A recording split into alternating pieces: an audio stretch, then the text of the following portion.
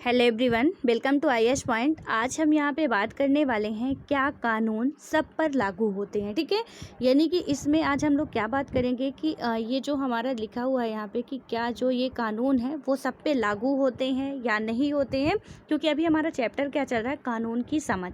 यानी कि अब बात करें हमारी सेकंड यूनिट जो चल रही है उसमें ही है। पहले हमने देखा संसद हमें क्यों ज़रूरी है। अब उसके बाद हम यहाँ पे बात करेंगे कानून को समझेंगे जो संसद के द्वारा ही बनाए जाते हैं और पारित किए जाते हैं।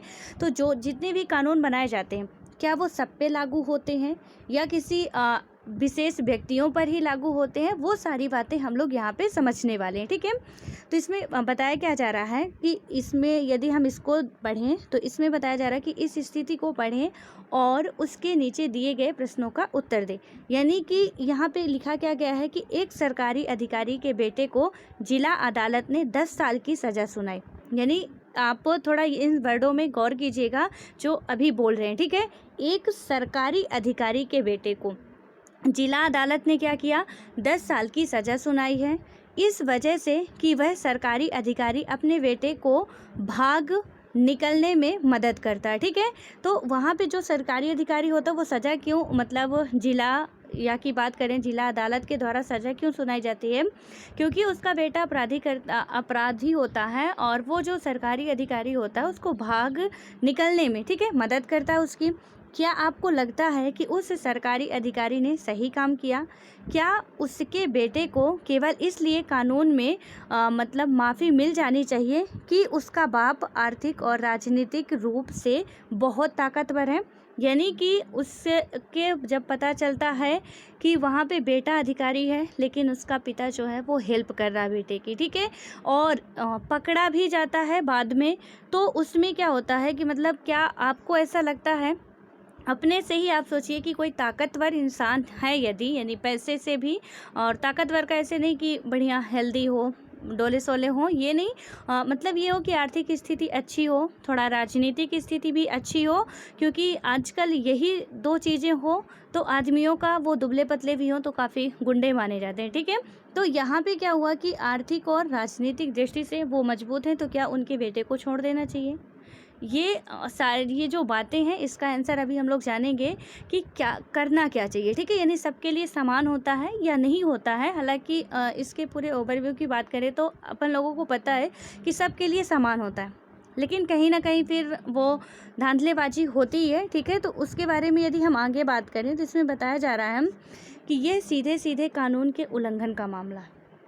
ठीक है, यहाँ पे ना तो किसी के पिताजी की संपत्ति काम आ रही है, ना तो किसी की राजनीतिक स्थिति काम आ रही, सीधे सीधे यहाँ पे क्या किया जा रहा है, कानून का उल्लंघन किया जा रहा है। जैसा कि आप इकाई 1 में, यानी कि हम बात करें तो इकाई 1 जो थी हमारी यूनिट फर्स्ट, उसमें पढ़ चुके हैं कि राष्ट्रवादियों के बीच इस बात पर पूरी सहमति थी कि स्वतंत्र भारत में सत्ता के मनमाने इस्तेमाल की कोई गुंजाइश नहीं होनी चाहिए। ठीक है, यानी कि किसी की राजनीतिक स्थिति हो, दैट यहाँ पे यदि हम बात करें एग्जाम्पल के लिए, जैसे मान लीजिए यहाँ के किसी भी स्टेट के सीएम हैं, ठीक है, और सीएम के बेटे कुछ कर रहे हैं, और सीएम क्या कर रहे हैं, यानी कि वो सीएम पद पर है, तो सीएम के बेटे को इतना पावर मिल जाए कि फिर वो जिसको मन चाहे उसको जान से मारे, या जो मन करे वो करे, जिसका मन करे उसका रेप करे, तो क्या उनको सज़ा मिलनी चाहिए? बिल्कुल मिलनी चाहिए। क्योंकि सीधे तौर पे पहले ही जब संविधान बनाया गया था तो वहाँ पे बात की गई थी कि मन माना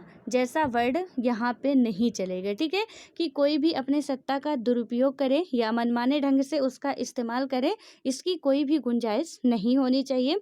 इसीलिए क्या हुआ कि उन्होंने संविधान में कई ऐसे प्रावधान जोड़े जो कानून पर आधारित शासन की स्थापना के लिए जरूरी थे।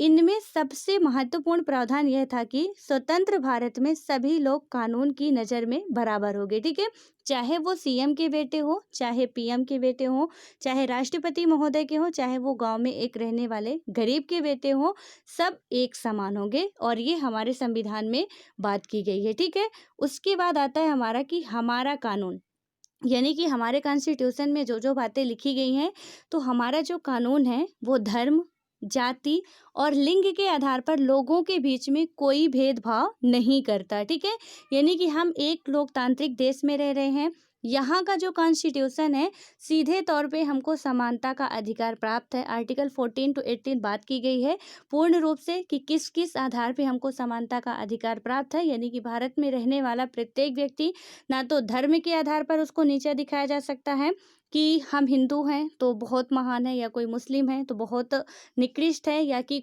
किसी और जाति वर्ग में, या कि जैसे कास्ट वगैरह हो गई उनमें भी भेदभाव नहीं किया जा सकता है कि कोई ब्राह्मण, क्षत्रिय, शूद्र, वैश्य ऐसे करके कुछ भेदभाव हो, ये भी नहीं किया जाएगा। और लिंग के आधार पर मतलब कि स्त्री पुरुष में भेदभाव नहीं किया जाएगा, ठीक है। और ये हमारे कॉन्स्टिट्यूशन में बहुत ही अच्छे तरीके से समझाया भी गया है। उसके बाद है कि कानून के शासन का मतलब है कि सभी कानून देश के सभी नागरिकों पर समान रूप से लागू होंगे, ठीक है।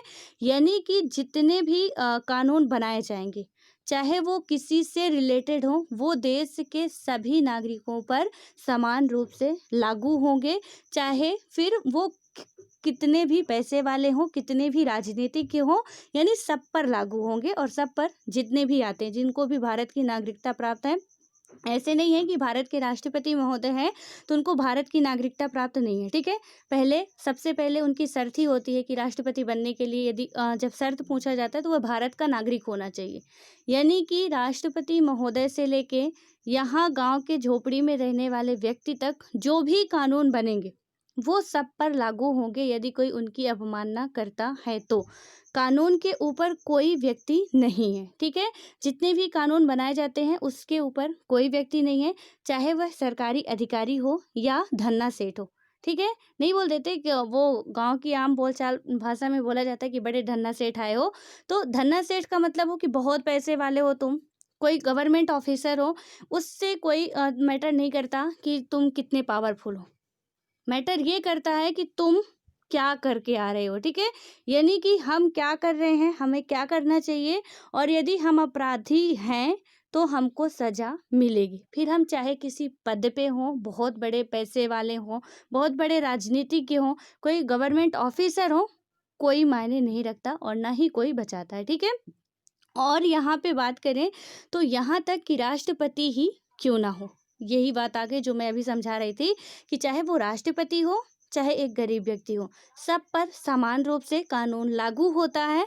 हालांकि फिर बीच में हमारे ये सारी बातें जो अभी हम पढ़ रहे हैं इतना अच्छा वो कॉन्स्टिट्यूशन में कही गई, ठीक है। कहीं ना कहीं हम यदि बात करें तो पैसे वालों का और एक गरीब का, जहाँ पैसे वालों का मुकदमा 2 दिन के अंदर रफा जफा हो जाता है, वहाँ एक गरीब का चलता रहता है, सालों तक चलता रहता है, ठीक है। यानी कि एक बार मैं देश देशांतर में ही सुन रही थी, उसमें बताया जा रहा था, सुप्रीम कोर्ट के वकील के द्वारा ही बताया जा रहा था कि एक 50 रुपये की चोरी करने वाला व्यक्ति, ठीक है, यहाँ पे ध्यान दीजिएगा थोड़ा सा, एक 50 रुपये की चोरी करने वाला व्यक्ति 7 साल से जेल की सजा काट रहा है। और वहीं विकास दुबे जैसे जो गैंगस्टर होते हैं वो तुरंत, यानी इतने सारे उसने मर्डर किए, उसको छोड़ दिया जाता है। यानी कि मैं ऐसा नहीं कह रही कि विकास दुबे को ही, बस एक एग्जाम्पल के लिए समझा रही हूँ कि वहाँ पे 50 रुपये की उस व्यक्ति ने चोरी की, उसका कोई वजह रही होगी, ठीक है, लेकिन उसको क्या किया गया, आज 7 साल तक वो जेल में सड़ रहा है। और यहाँ 10-20 लोगों को मारने के बाद भी इनको अच्छी खासी बढ़िया, एक तो जेल में रहेंगे तो अच्छी खासी खातिरदारी होगी, और जेल से बाहर आते हैं और ज़्यादा दिन तक जेल में भी नहीं रहते।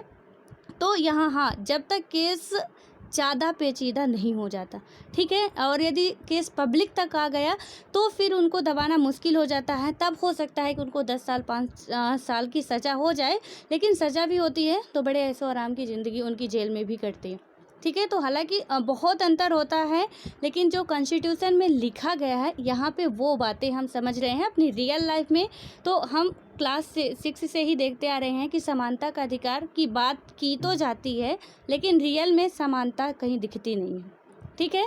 हम वोट डालने जाते हैं तो हमको समानता दिखती है क्योंकि उस टाइम लोगों की गर्ज रहती है, लेकिन उसके तुरंत बाद ही इलेक्शन का जो रिजल्ट आता है और उसके बाद ही हमारी समानता कहीं धरती के 4-5 परत अंदर चली जाती है, ठीक है। फिर कहीं नहीं दिखती कि हम समान हैं कि नहीं है। वहाँ पे फिर वो जो ऊंचे ओहदे में पहुँच चुके हैं तो वो महान है, बाकी हम सब उनके पैरों की धूल है। ठीक है। उसके बाद अब हम बात करें, किसी भी अपराध या कानून के उल्लंघन की एक निश्चित सज़ा होती है। यानी कि चाहे कोई भी आप अपराध करो तो उसके, और कोई भी कानून का हम उल्लंघन करते हैं तो उसकी एक निश्चित सज़ा होती है।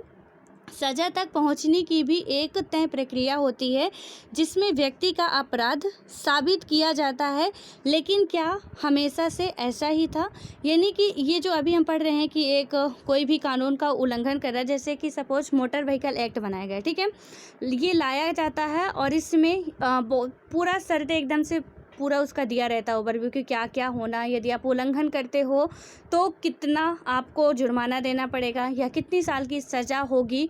तो यहाँ पे जो भी कानून बनाए जाते हैं, जो भी पारित किए जाते हैं, और या तो कोई अपराधी हुआ उनके लिए भी अभी जो एडवर्टाइजमेंट के लिए एक्ट आया है कि यानी कि कोई भी फर्जी एडवर्टाइजमेंट नहीं करेगा, ठीक है, उसके लिए भी क्या शर्तें रखी गई हैं कि यदि आपके द्वारा एडवर्टाइजमेंट किया जाता है किसी प्रोडक्ट का और वो प्रोडक्ट घटिया निकलता है, किसी को उससे क्या होता है, नुकसान होता है या उसकी मृत्यु हो जाती है, तो उसमें आपको 10 लाख रुपए लगेगा या 10 साल की जो भी जेल होगी। तो वहाँ पे पूरा क्लियर कर दिया जाता है, ठीक है, सबका एक निश्चित सज़ा पहले से ही तय कर दी जाती है कि कितनी दी जाएगी। और हालांकि ऐसे ही नहीं कि जेल में कोई भी हम अपराध कर रहे हैं तुरंत हमको पकड़े और सीधे जेल में डाल देते हैं, ठीक है, उसकी बहुत सारी प्रोसेस होती है। उसके बाद ही जाके पहले हिरासत में लेंगे, उसके बाद 24 घंटे के अंतर्गत ही क्या करेंगे, न्यायालय में पेश करेंगे और उसके बाद फिर हमको जेल में डालते हैं, ठीक है। और ये सबके साथ होता है। अब तो एक और नियम लाया गया है कि यानी महिलाओं के लिए है कि महिला कितनी भी अपराध करती हो, ठीक है, कितनी भी अपराधी हो, कितना भी बड़ा अपराध कर चुकी हो, लेकिन कोई भी चाहे वारंट उसका कटा हो चाहे नहीं, उसको शाम को 6 बजे के बाद गिरफ्तार नहीं कर सकते हो, ठीक है। यानी बहुत एकदम से बहुत बड़ी क्रिमिनल है वो, फिर भी आप शाम को 6 बजे के बाद उसको गिरफ्तार नहीं कर सकते हो, अदरवाइज उल्टा आप पे ही केस आ सकता है।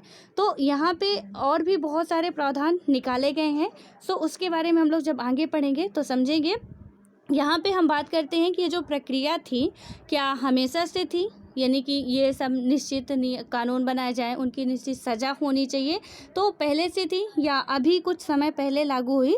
तो इसके बारे में बात करें तो प्राचीन भारत में असंख्य स्थानीय कानून थे, ठीक है, बहुत सारे। मतलब प्राचीन भारत में क्या था कि ऐसा कुछ नहीं था, वो प्रांतों में डिवाइड थे, अलग अलग थे। यहाँ पे कोई इंडिया वगैरह हाँ बोलते थे कि ये भारत है, ठीक है, और इसमें भी कई सारे प्रांत डिवाइड थे अलग अलग, ठीक है, कि यहाँ पे जैसे हम बोलते हैं एमपी राज्य है, यूपी स्टेट, बिहार, तो ऐसे कुछ नहीं था, ठीक है।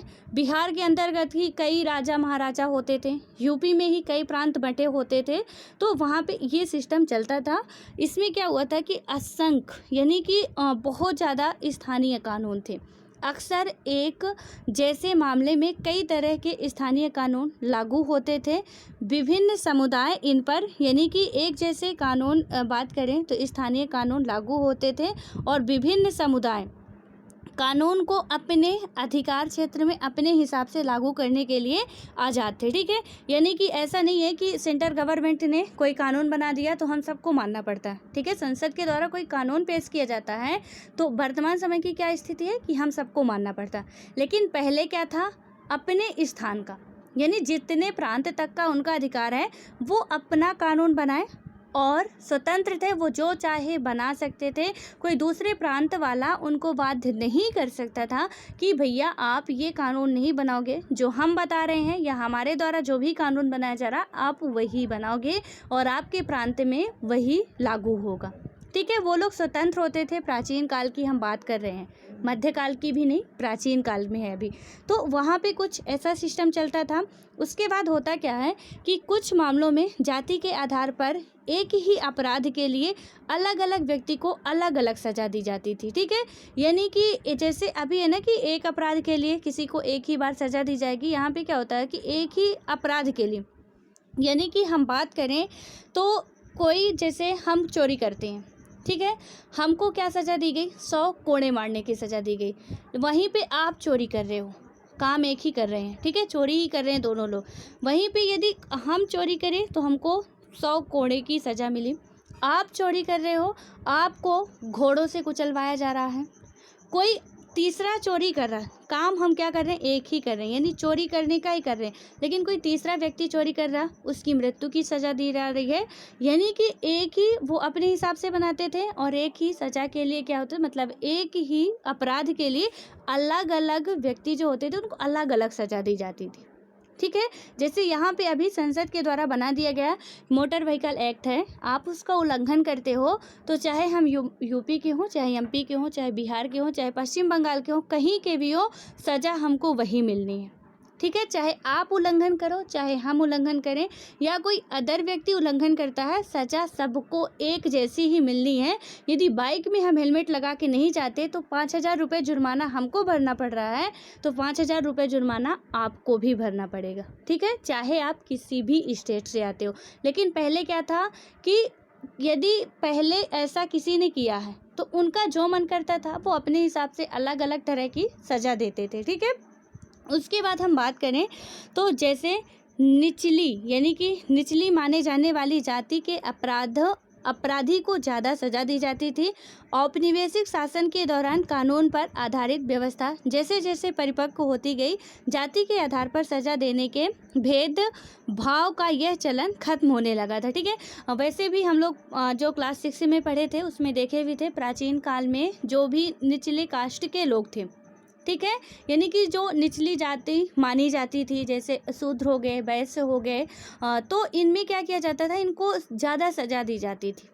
ठीक है, एक तो वो सज़ा जैसे जीवन तो वैसे भी काटते रहते थे, ना तो उनको गांव में घुसने दिया जाता था, ना साथ में रहने दिया जाता था, लेकिन फिर भी गलती से यदि भूल चूक हो गई है तो इनको बहुत बुरी सज़ा मिलती थी। ठीक है, कंपेयर करें, मतलब एक ब्राह्मण या क्षत्रिय की तुलना में वही अपराध वही किए हैं, यानी चोरी करने के ही अपराध में कोई उच्च वर्ग का ऐसा करता था प्राचीन काल में, उसको कम सजा दी जाती थी, लेकिन कोई निम्न वर्ग का ऐसा अपराध करता था उसको बहुत कड़ी से कड़ी सजा दी जाती थी। लेकिन धीरे धीरे क्या हुआ कि ये जाति पात का जो भी था, मतलब संघर्षों के बाद खत्म हुआ, और वो हम सब लोग पढ़ चुके हैं। और जब खत्म हुआ तो धीरे धीरे ये भी भेदभाव खत्म हो गया कि मतलब किसी को जाति के आधार पर इस तरह से इतनी भयानक सज़ा दी जा सकती है। ठीक है, उसके बाद आता है कि बहुत सारे लोग मानते हैं कि हमारे देश में कानून के शासन की शुरुआत अंग्रेज़ों ने की थी। ठीक है, बिल्कुल हम सभी कहते हैं कि कानून के जितने भी शासन की शुरुआत हुई अंग्रेज़ों के द्वारा ही हुई। ठीक है, इतिहासकारों में इस बात पर काफ़ी विवाद रहा है। इसके कई कारण हैं। अब यहाँ पे हम बात करें इसके कारण की, तो एक कारण तो यह है कि औपनिवेशिक कानून मन मानेपन पर आधारित था। ठीक है, ये बिल्कुल सही है कि अंग्रेज़ जब भारत आते हैं वो पुलिस व्यवस्था की शुरुआत करते हैं, जिला अधिकारी की शुरुआत करते हैं। यहाँ पे काफ़ी सारा ये जो कानूनी सिस्टम है तो कहीं ना कहीं उनके द्वारा ही स्थापित किया जाता है। ठीक है, लेकिन उनके द्वारा स्थापित किया जाता है अपने फ़ायदे के लिए, किया तो उनके द्वारा ही जाता है, लेकिन इतना सिस्टमेटिक ढंग से नहीं था। उनका ये था कि हमारा फ़ायदा होना चाहिए।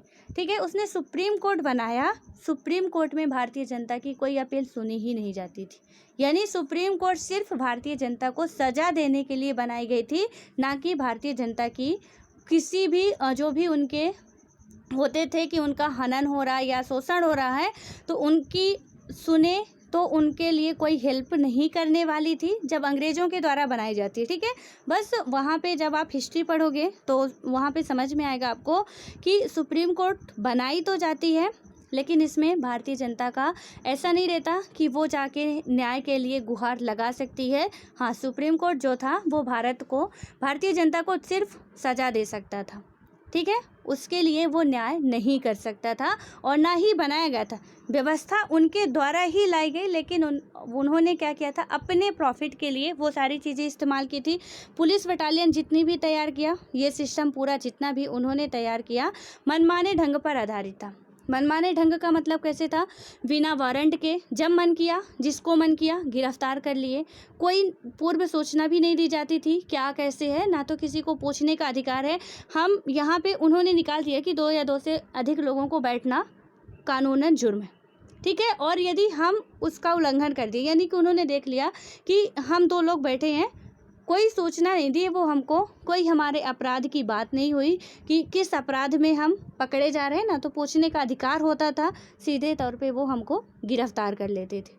ठीक है, तो सीधे यहाँ पे हम कह सकते हैं कि अंग्रेजों के द्वारा ये शासन व्यवस्था की शुरुआत हुई, यानी कि कानून के शासन की शुरुआत होती है, लेकिन वो अपने फायदे के लिए करते हैं। ठीक है, पूरा सब कुछ वो मनमाने ढंग से करते हैं, उसमें भारतीय जनता का कोई फ़ायदा नहीं था। हालांकि भारतीय जनता को एक आइडिया लगा कि हमें ऐसा व्यवस्था अपनाना चाहिए तो बेटर होगा। ठीक है, उसके बाद आता है दूसरी वजह की बात करें। दूसरी वजह यह बताई जाती है कि ब्रिटिश भारत में कानूनी मामलों के विकास में भारतीय राष्ट्रवादियों ने एक अहम भूमिका निभाई है। ठीक है, तो जो ब्रिटिश भारत में कानूनी मामलों में, यानी कि कानूनी मामलों के विकास में भारतीय राष्ट्रवादियों ने एक अहम भूमिका निभाई थी। 1870 का या बात करें राजद्रोह एक्ट, अंग्रेजी शासन के मनमानेपन की मिसाल थी। ठीक है, यानी कि 1870 में क्या किया गया था, राजद्रोह, और राजद्रोह का मीनिंग हम लोग समझ चुके हैं कि इसका क्या अर्थ होता है। तो उसमें क्या किया गया था कि जब 1870 में राजद्रोह का एक्ट आता है तो अंग्रेजी शासन के मनमानेपन की मिसाल था, और इस कानून में राजद्रोह की परिभाषा बहुत व्यापक थी। ठीक है, यानी कि राजद्रोह की जो भी कि कोई भी हम 2 या 2 से अधिक बैठ गए हैं वो भी राजद्रोह में शामिल हो जाता था। मतलब छोटी से छोटी बात हम अपने अनुसार नहीं कर सकते थे। हालांकि अभी राजद्रोह का मीनिंग कुछ दूसरा है, अंग्रेजों के शासनकाल में कुछ दूसरा था, क्योंकि वो अपने फायदे के लिए कर रहे थे। ठीक है, तो वहाँ पे क्या हुआ, इसके मुताबिक अगर कोई भी व्यक्ति ब्रिटिश सरकार का विरोध या आलोचना करता था तो उसे मुकदमा चलाए बिना ही गिरफ्तार किया जाता था। ठीक है, यानी कि वहाँ पे राजद्रोह का मतलब सीधे तौर पे क्या था, राजद्रोह वर्ड अभी भी यूज किया जाता है, लेकिन ये कुछ दूसरे ही एंगल में होता है, और वो ब्रिटिश शासन वाला कुछ दूसरे ही तरह का था। ठीक है, तो यहाँ पे क्या होता है कि हम यहाँ ना तो कोई सूचना दी जाती थी, जो भी ब्रिटिश कानून बनाया गया और उसका यदि हम उल्लंघन किए, विरोध किए या उसकी आलोचना किए, उल्लंघन नहीं किए, ठीक है, यहाँ पे हम उसका विरोध कर रहे हैं। जैसे कि जो राष्ट्रवादी थे वो जब उनका विरोध करते, आपने सुना होगा, और सुना नहीं तो पढ़ा होगा, हिस्ट्री वगैरह में आप पढ़ेंगे कि महात्मा गांधी जी को, नेहरू जी को और भी जितने हमारे राष्ट्रवादी नेता थे उनको कितनी बार गिरफ्तार किया गया। ठीक है, एक बार नहीं कई बार उनको गिरफ्तार किया गया, क्योंकि वो विरोध कर रहे थे, ब्रिटिश की आलोचना कर रहे थे, इसलिए वो उनको क्या मान रहे थे कि ये सभी लोग राजद्रोही हैं। ठीक है, और इसलिए उनको क्या किया जा रहा था, गिरफ्तार किया जा रहा था। जब जलियांवाला हत्याकांड हुआ था तब भी यही कंडीशन थी। ठीक है, मतलब 2 नेताओं को उन्होंने क्या कर लिया, गिरफ्तार कर लिया बिना किसी सूचना के। और जब मांग की गई कि हमको हमारे नेता वापस चाहिए तो क्या किया गया, फिर भी बिना किसी सूचना के। वहाँ पे रालेट एक्ट आता है, तो उसने क्या किया कि मतलब ये आरोप लगा दिया कि इन्होंने उसका उल्लंघन किया। उसमें था कि कोई भी क्या करेगा कि बिना अनुमति के, यानी 2 या 2 से अधिक नहीं बैठेंगे, लेकिन जब वो लोग सभा करते हैं सीधे जनरल ओडायर आदेश दे देता है कि आप गोलियां चला दो। ठीक है, और वहाँ का जो भी मार्मिक दृश्य था वो आप सभी ने पढ़ा होगा अच्छे तरीके से, और यदि नहीं पढ़े हैं तो आगे पढ़ेंगे कि कितना भयावह था। आज भी वहाँ आप लोग जाके देखिए तो बहुत सारे जितने भी लोग और तो और यानी कि वहाँ का गेट भी बंद कर दिया गया था कि कोई बाहर ना निकलने पाए। ठीक है, 2 ही गेट थे, एक में तो वो लोग खड़े थे, दूसरा बंद कर दिया गया था। वहीं उस मैदान में बीच में कुआं था, कुछ उसमें गिर के मर गए, कुछ तो गोलियां जब तक चलाई गई थी, यानी गोलियां तब तक चलाई गई जब तक उनकी गोलियां क्या नहीं हो गई थी, ख़त्म नहीं हो गई थी। ठीक है, तो यानी बहुत ज़्यादा पब्लिक की मारे थे वो लोग। तो यहाँ पे वो सिर्फ राजद्रोह का मतलब ब्रिटिश शासन में, बस मैं यही समझाना चाह रही हूँ कि राजद्रोह का मतलब, और जो ये बोला जा रहा है कि ये भी जो कानून व्यवस्था की शुरुआत ब्रिटिश के द्वारा की गई, तो कहीं ना कहीं बिल्कुल सही है, लेकिन सिर्फ वो अपने फ़ायदे के लिए कर रहे थे। ठीक है, वो हमारी समझ है कि फिर हम लोगों ने इसको कैसे हैंडल किया, कैसे अपने देश के लिए सही रूप से सही निर्णय लेने के लिए सही तरीके से उसको पूरा बनाए हैं सुचारू रूप से, वो फिर हम लोग अपने से किए हैं। ठीक है, उसके बाद हम बात करें तो भारतीय राष्ट्रवादी अंग्रेजों द्वारा सत्ता के इस मनमाने इस्तेमाल का विरोध और उसकी आलोचना करते थे।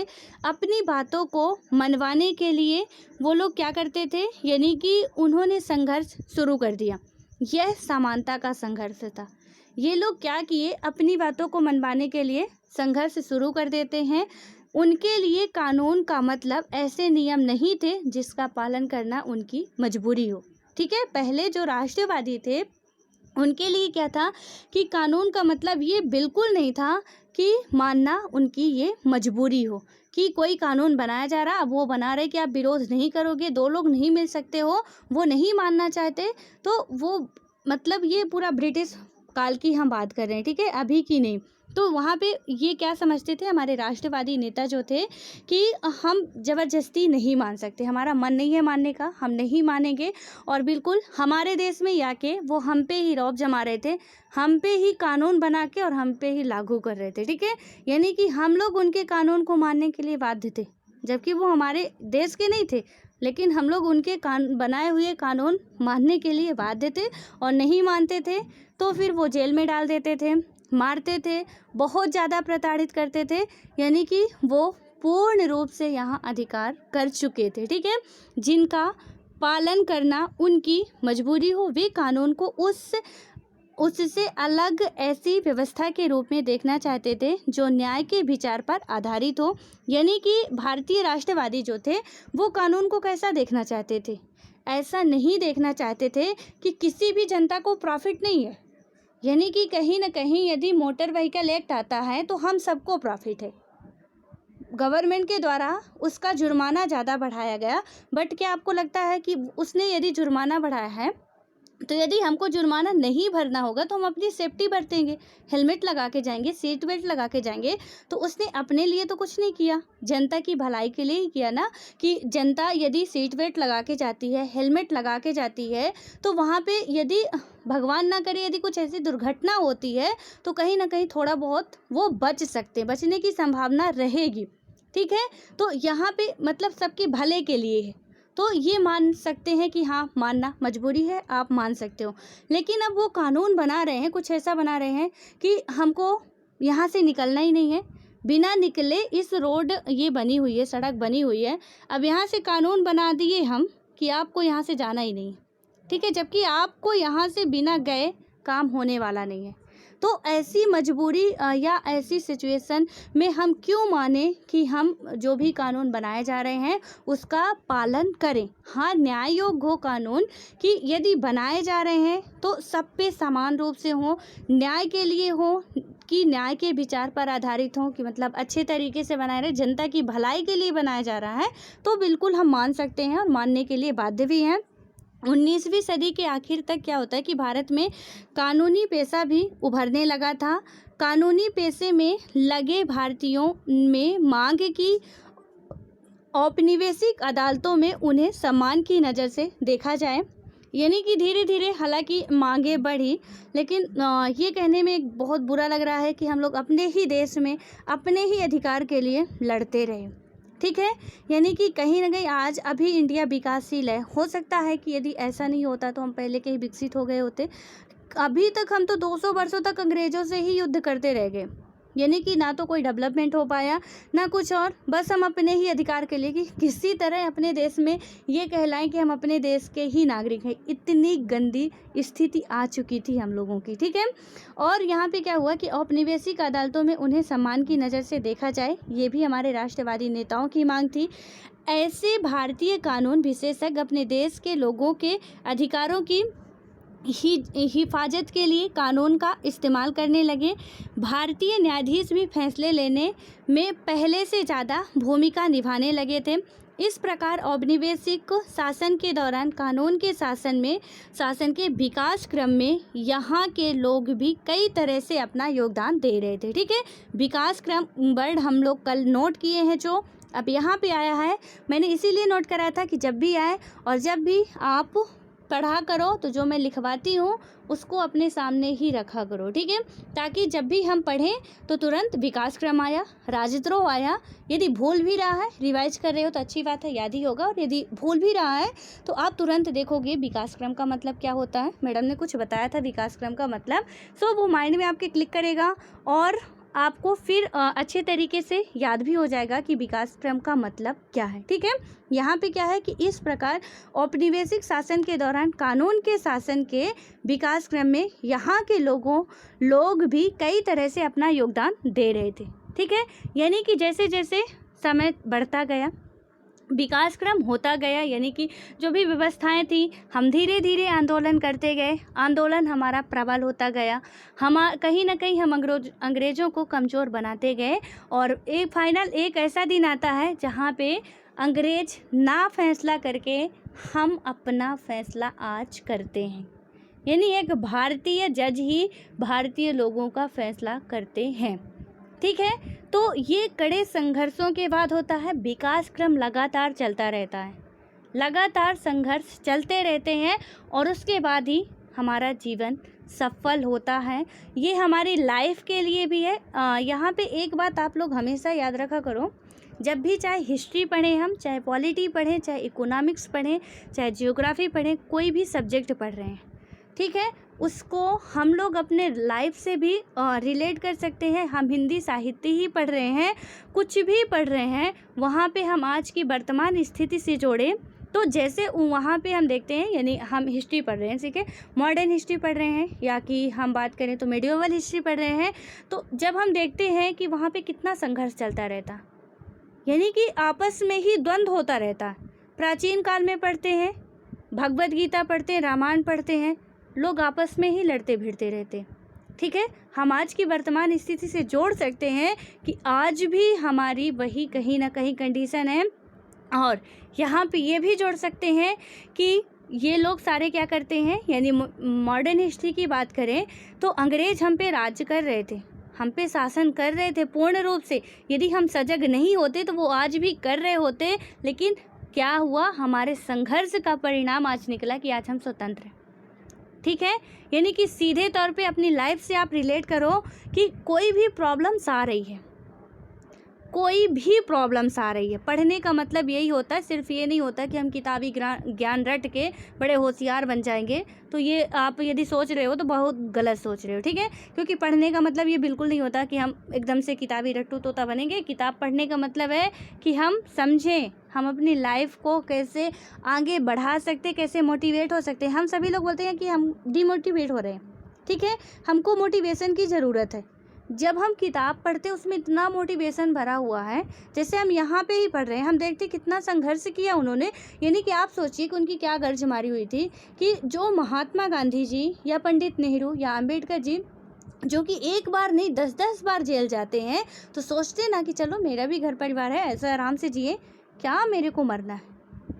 यदि वो ऐसा सोच लेते, थोड़ा उनसे आप अपना उनको आइडियल बनाइए, ठीक है। किसी और का नहीं, किसी और का मोटिवेशन वीडियो सुन के हम क्या करेंगे, 2 घंटे मतलब 10 मिनट 5 मिनट का कोई मोटिवेट कर देगा, उससे हमारा कुछ नहीं होने वाला ज़िंदगी का, ठीक है। लेकिन इनको हम देखेंगे कि मैं तो हमेशा यही सोचती रहती हूँ कि बताओ यदि ये लोग इतना संघर्ष किए, इनको भी लगता रहा होगा कि हम अच्छा जीवन जिए, लेकिन इन्होंने अपना नहीं देखा। इन्होंने देखा कि खर्च ज़्यादा हो रहा है तो अपना धोती से ही काम चलाने लगे, ठीक है। लेकिन इन्होंने संघर्ष किया, जब संघर्ष किया, इतनी बार इनको जेल भेजा गया, फिर भी हार नहीं मानी। जनता कुछ इनकी आलोचना भी करती थी, ये जनता के लिए ही काम करते थे, जनता कुछ इनकी आलोचना भी करती थी, लेकिन फिर भी इन्होंने हताश नहीं हुए, अपना संघर्ष करने का जो कर्तव्य था उसे नहीं छोड़ा। और ये बात बिल्कुल यथार्थ है कि एक पीढ़ी को तो बर्बाद होना ही पड़ेगा, तभी दूसरी पीढ़ी सुखमय जीवन जी पाएगी, ठीक है। यदि आपके घर में आपके पेरेंट्स की स्थिति ठीक नहीं है, आपको मेहनत करनी पड़ेगी और आपको उस मुकाम तक पहुंचना पड़ेगा ताकि आपकी अगली पीढ़ी ठीक हो जाए। तो हम ऐसा नहीं है कि अब आप बोलो कि आप ऐसे बोल रही हो कि हमको संघर्ष करना चाहिए, तो अब अंग्रेज़ तो है नहीं, हम किससे संघर्ष करें। तो बिल्कुल नहीं, हमें अपने लाइफ से ही इतना बड़ा संघर्ष है हम लोगों की ज़िंदगी में ही कि आज आप देखते हो कि बिना मतलब के ही, ठीक है, पहले कोई डिप्रेशन ऑपरेशन की दवाई ववाई नहीं होती थी, लेकिन आज यहाँ डिप्रेशन में जाते हैं लोग, मतलब घर में सब कुछ होते हुए वो डिप्रेशन में चले जाते हैं। अब वो डिप्रेशन में कैसे जाते हैं भगवान ही जाने, मतलब ऐसी हालत आ गई है। ठीक है, हम पढ़ते हैं तो हम एक यूपीएससी को हुआ बना के रखें, यूपीएससी को बहुत बड़ा बना के पढ़ते हैं, उसी को मज़े से पढ़िए, आप ज्ञान लीजिए और उसके बाद वो तो चुटकियों में निकल जाएगा। कोई इतना टफ काम नहीं होता दुनिया में कोई भी, बस संघर्ष करने की ज़रूरत होती है, लगातार मेहनत करने की ज़रूरत होती है। सोना जितना आग में तपेगा उतना ही निखरेगा, ये आपको पता होगा।